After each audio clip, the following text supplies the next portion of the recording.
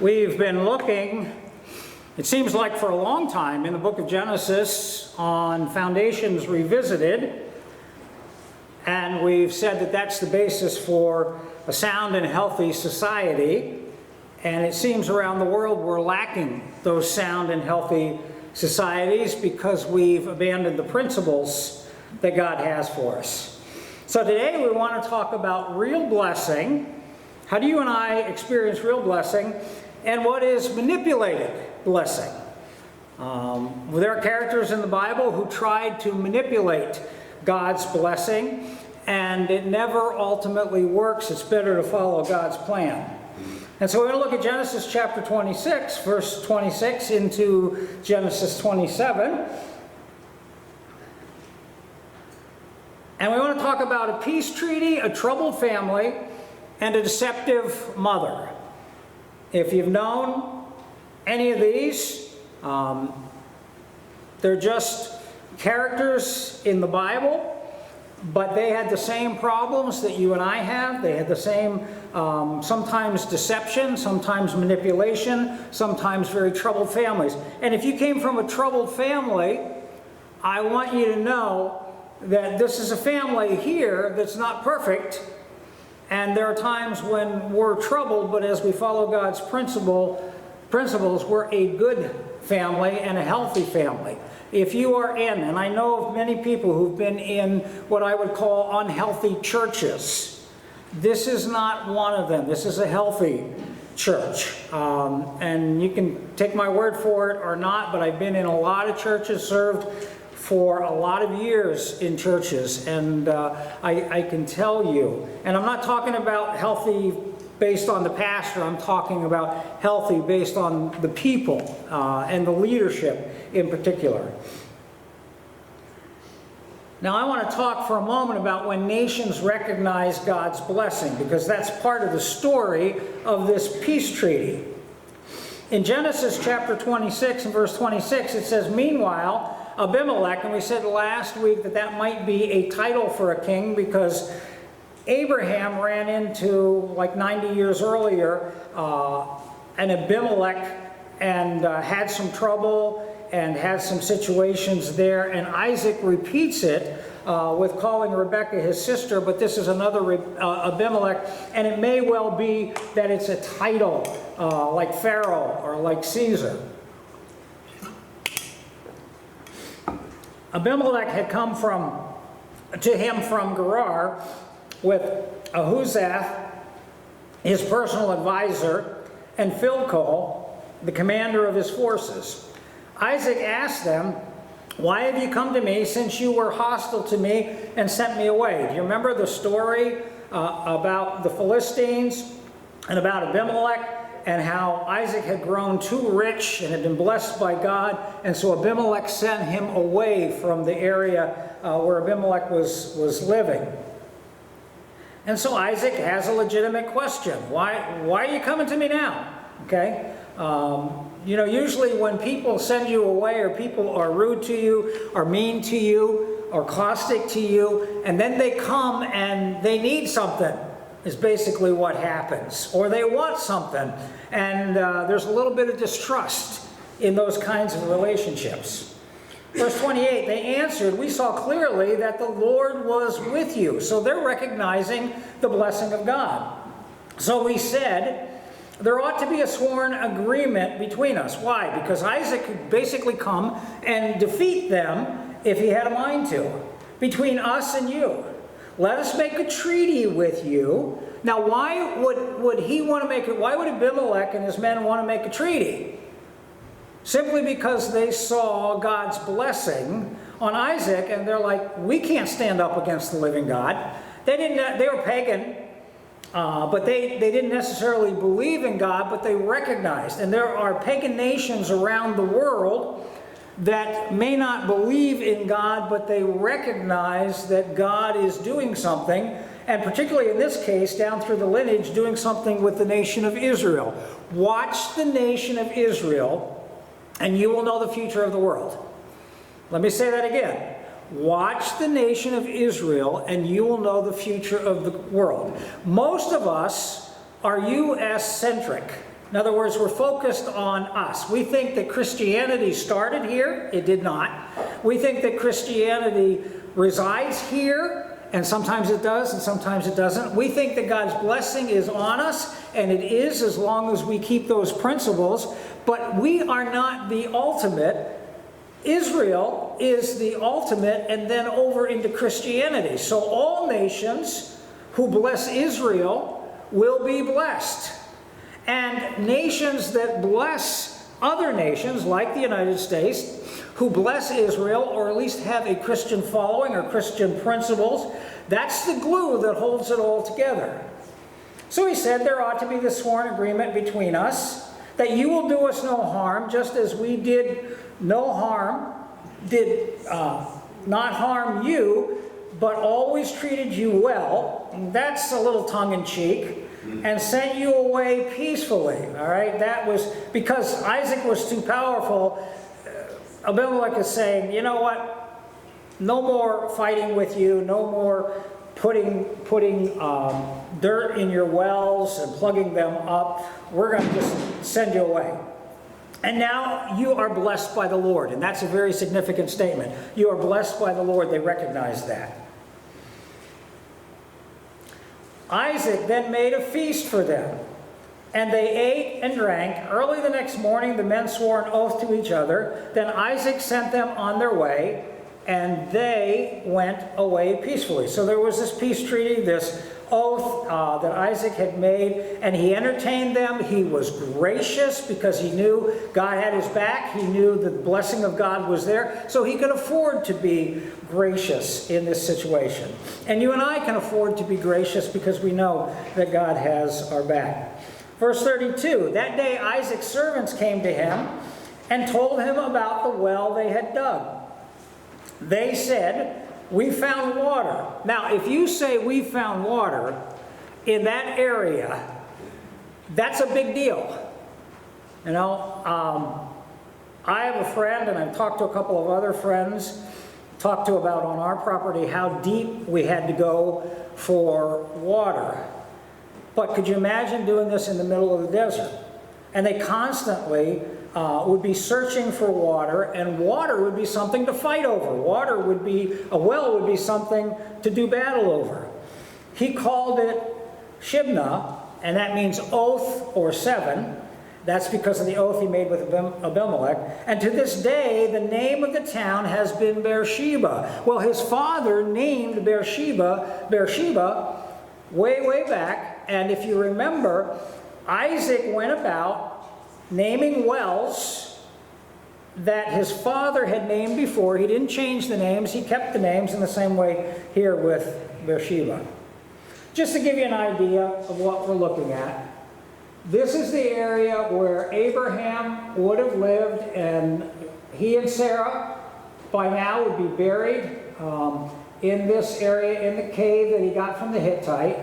This is Gerar, where Abimelech would come, and then Isaac would move to this area, Beersheba. Right? And that kind of became his residence. But it's all very, very close there in the land of Israel.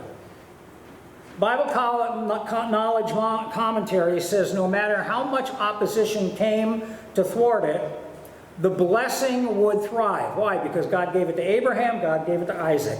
Other nations would recognize that God's hand was on the seed of Abraham and would seek peace with Israel if they were to share in the blessing. That's a principle we ought to remember. Now, does that mean that Israel does everything right as a nation? Absolutely no. They're a political entity. They make mistakes. They do things wrong. But there is a sense that God is resettling them in the land, and as we bless them, God is able to bless us. That doesn't mean you agree with every political thing that they do. That doesn't mean that they don't make mistakes, because men and nations make mistakes. But if you oppose Israel, if you seek to destroy Israel, watch out, because God says they're the apple of his eye. The promise to nations that bless Israel. I want you to see this didn't just happen in Genesis. If you go back to Genesis chapter 12, that's the original promise to Abraham. And he says, I will bless those who bless you, and him who dishonors you I will curse, and in you all the families of the earth shall be blessed. Are you a family of the earth? Absolutely. You live on planet Earth. You're associated with a family, whether it's a church family or whether it's a biological family. And he says, I will bless those who bless you, and him who dishonors you I will curse. So he's talking about Abraham and Isaac and Jacob and the future nation of Israel, which we're going to see developing. And even the way that God brought with Moses. Remember, Moses is writing this. The way God brought with Moses the 2 million Jews out of Egypt into the promised land, and then they wandered for 40 years because of their own disobedience. We jump to the book of Numbers with this blessing. Numbers 24, verse 9. He crouched and he lay down, this is an illustration, like a lion and like a lioness. Who will rouse him up? Blessed are those who bless you. He's talking about Israel. And cursed are those who curse you. Continue in the Psalms. Psalm 122, verse 6. Pray for the peace of Jerusalem. That's a command in the Old Testament that we ought to be doing. Every day you should get up and pray for Israel as a nation and pray for the peace of Jerusalem. May they be secure who love you. So there is this blessing that comes. And you think, well, you know, that's thousands of miles away. I'm disconnected from Israel. I'm disconnected from Jerusalem. And Jerusalem has not really known peace over the years. One day they will, when the Prince of Peace comes. We jump to Isaiah chapter 41 and verse 11 and 12. All who rage against you, again talking about Israel. And if you remember anything about Isaiah, the first 39 chapters in the book of Isaiah talk about the groan and the misery and God's punishment and dealing with the nation of Israel. The last 40 to 66, the last 27 chapters in the book of Isaiah talk about the glory days in the future when the Christ will return. Now, this is just by coincidence, and I've said it before. How many books are there in the Old Testament? Anybody know? In the Old Testament. 39. Okay, and now I'm saying it wrong. 39 books in the Old Testament. How many in the New Testament? 27. Okay, you know how you can remember that? How many letters in the word old? 3, right? How many letters in the word testament? 9. Okay, what's 3 times 9? No, that's not right. 27 minus 66. No, because there's 39. Okay, put 3 next to 9. That's what it is. I'll get to it. All right. Math was not my thing in school. You can obviously tell. All right. If you put a 3 next to the 9, it's 39. Now we'll come to the New Testament where I can do the math right. How many letters in the word new? 3. How many letters in the word testament? Did it change? No, there's 9. What's 3 times 9 for the New Testament? 27. That's how you know the number of books in the Old Testament and the New Testament. You know what's interesting? And it's totally by chance because editors put these chapters in here. The first 39 chapters of Isaiah are about misery, like the Old Testament, like the suffering and the difficulty. The next 27 chapters up to chapter 66 are about the glory days, and that's a way to remember it. So all who rage against you will surely be ashamed and disgraced. Those who oppose you will be as nothing and perish. That's a principle. Though you search for your enemies, you will not find them. Those who wage war against you will be as nothing at all. So if you ever are in a situation where you need to encourage one of your government representatives to support Israel on an issue that you know is a right and godly issue, not if Israel's wanting to make a mistake as a nation, you let them know that. Because by doing that, you're enjoying the blessing of God. God's hand is free to make a difference. Isaiah 60, at the end of the book, almost, verse 12. For the nation and kingdom that will not serve you shall perish. Those nations shall be utterly laid waste. What about the nations right now that want to wipe Israel out? And there are many. There are many sects and isms and nations that would just assume Israel wasn't on the face of the map. Look at Hitler in World War II and his attempt to exterminate the Jews. You know what's going to happen? Eventually, those nations will be utter waste. They'll perish because it's God's principle. And that's how he passes on the blessing. Zechariah, chapter 2 and verse 8. For thus says the Lord of hosts, after his glory sent me to the nations who plundered you, for he who touches you touches what? The apple of his eye. Do you have a grandchild that's the apple of your eye? Well, if you have several grandchildren, you can't say that. But I only have one grandchild, and she's the apple of my eye, okay? It's not going to change unless we have other grandchildren. Well, this is the way God looks at Israel. And he says, if someone seeks to destroy you, they're in trouble because Israel's the apple of my eye. Now, does that mean that Christianity is going to go away and that someday it's just going to be the nation of Israel? No. It's going to be in an amazing way integrated.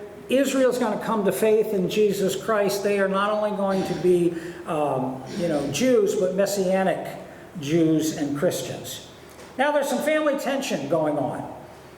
And you might identify with this because you can't control your children or your grandchildren. When Esau was 40 years old, should be old enough to know better, he married Judith, daughter of Beri the Hittite, and also Basemath, daughter of Elon the Hittite. Now, who were the Hittites? Where did Abraham say to get a wife for Isaac? He said, go back to my homeland, go up to the north where my brother lived, and get someone from that area.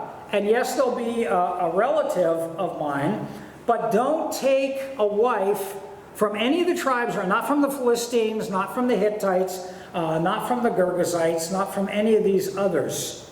And if you've seen a marriage like this, they were a source of grief to Isaac and Rebekah. These women that Esau was not supposed to marry, but Esau had forfeited the blessing. Esau did what would fit Esau's appetite, and he married these local women who worship false gods, and they were a source of grief to Isaac and Rebekah. So there's some family tension going on there. Not to mention the promise. Now, here we run into Rebekah, a deceptive mother, and her son. The Bible Knowledge commentator says, this chapter portrays an entire family attempting to carry out their responsibilities by their physical senses without faith. Rebekah knew the promise, and she tried to manipulate the blessing. And it's a great lesson for us not to try to manipulate the blessing, to let God do it. Here's the story. Genesis 27, verse 1. When Isaac was old and his eyes were so weak, and we won't get to the whole story today, that he could no longer see, he called for Esau, his older son, and said to him, my son, here I am, he answered. Isaac said, I am now an old man and don't know the day of my death. Now then, get your equipment, your quiver and bow, and go out to the open country to hunt some wild game for me. Prepare me the kind of tasty food I like, and bring it to me to eat, so that I may give you my blessing before I die. Now, here's the situation. Esau sold his birthright. Isaac knew that. Jacob knew that. Rebekah knew that. But what are they doing? Isaac's playing favorites. He's saying, Esau, I like the outdoorsman type. I like that food. I like all of that. And I like you better than I do Jacob. Now remember what God's prophecy was. The younger will serve, the older will serve the younger. So Jacob got the birthright and Esau would serve him. Now Rebekah was just the opposite. Rebekah loved Jacob. It's a family mess. Rebekah had an attitude, and she knew the promise. And we're going to get to that promise in a minute. But she knew the promise that Jacob would inherit the birthright. But instead of saying, okay, God will take care of it, Isaac knows it, Esau knows it, Jacob knows it, I know it, let's let God take care of it. But she didn't do that. She was in a panic, and she tried to manipulate the blessing.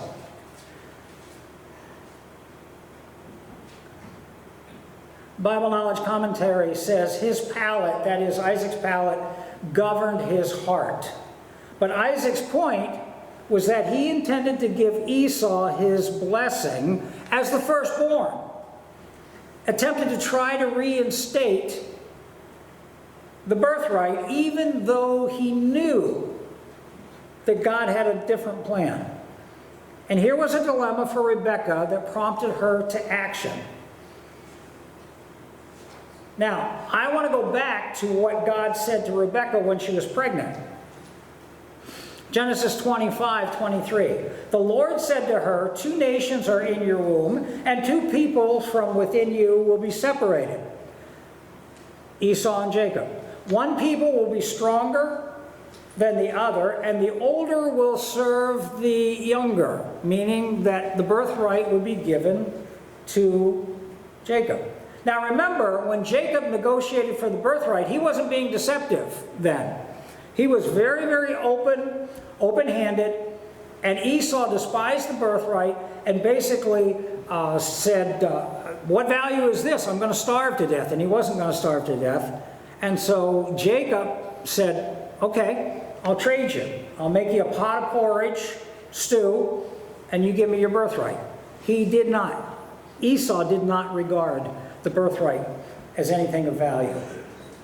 All participants were at fault. Isaac knew of God's oracle to Rebekah, from back in 25 that we just looked at, that the elder would serve the younger. Yet he set out to thwart it by blessing Esau. Esau, agreeing to the plan, broke the oath he had made with Jacob, and Rebekah and Jacob, with a just cause, each tried to achieve God's blessing by deception without faith or love. It was manipulation. And you can manipulate blessing from God, but it's not going to last very long. And there are going to be consequences. Theirs would be the victory, but they would reap hatred and separation. For Rebekah never saw Jacob again. She lost her son. He just dispersed out of the area.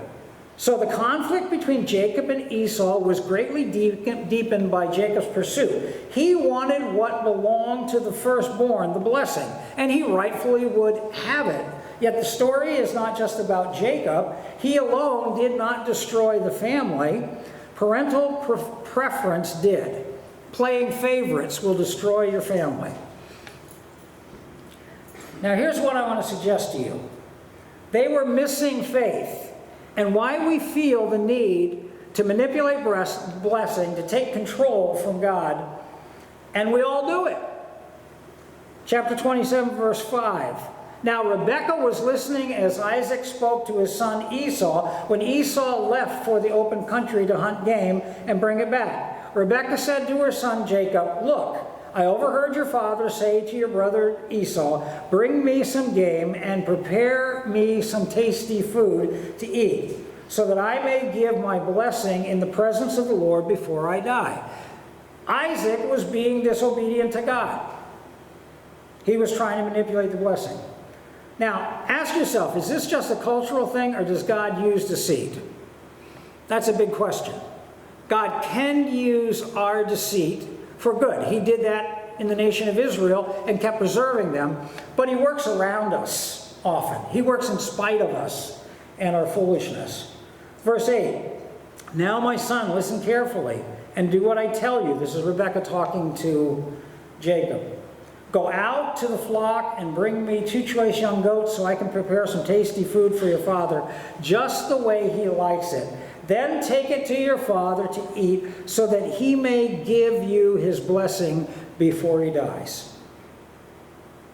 Now Jacob had some doubts about this, but Jacob's still a deceiver. It's not until later where he shakes off some of that title. Verse 11, Jacob said to Rebekah, his mother, but my brother Esau is a hairy man, while I have smooth skin. What if my father touches me? I would appear to be tricking him and would bring down a curse on myself rather than a blessing. His mother said to him, my son, let the curse fall on me. But it wouldn't just fall on her, it'd fall on Jacob as well. Just do what I say, go and get them for me. It's all manipulation. In fact, Jacob is going to go in and meet before Isaac, and he's going to lie to him twice. So he went and got them and brought them to his mother, and she prepared some tasty food just the way his father liked it. Then Rebekah took the best clothes of Esau, her older son, which she had in the house, and put them on her younger son Jacob. So she also covered his hands and the smooth part of his neck with the goatskins. What a deceptive story. Then she handed her to her son Jacob the tasty food and the bread she had made. Now, we're going to stop there today, but I want to give you some principles. How to know God's blessing as a person and as a nation. First of all, the principle here is pray for the peace of Israel until the Prince of Peace comes, until Jesus Christ comes. How long are you supposed to pray for the peace of Israel, peace of Jerusalem? Till the Lord comes back. Secondly, walk by faith and don't try to manipulate blessing. God wants to bless you. His number one priority is to bless you. And I'm not talking financially, I'm not even talking with health, I'm not even talking with a job. It's blessing you with the presence of Jesus Christ to go through anything, the ministry of the Holy Spirit, and to walk by faith. But if we try as Christians to manipulate that blessing, then we're making a mistake. It's not our control, it's turning it over to God for His control. And then, because of family dysfunction that runs all the way down to our day and age, operate with honesty with friends and family. That's the only way to do it. You know, and I'm not talking about saying to your daughter or your cousin or something, I don't like your hairdo. I'm talking about being straightforward and honest with people so that you don't deceive them. You are what you say you are. If you're going to make a commitment, as much as it's possible, keep that commitment. So operate with honesty with friends and family. We all manipulate. I'm pretty good at it.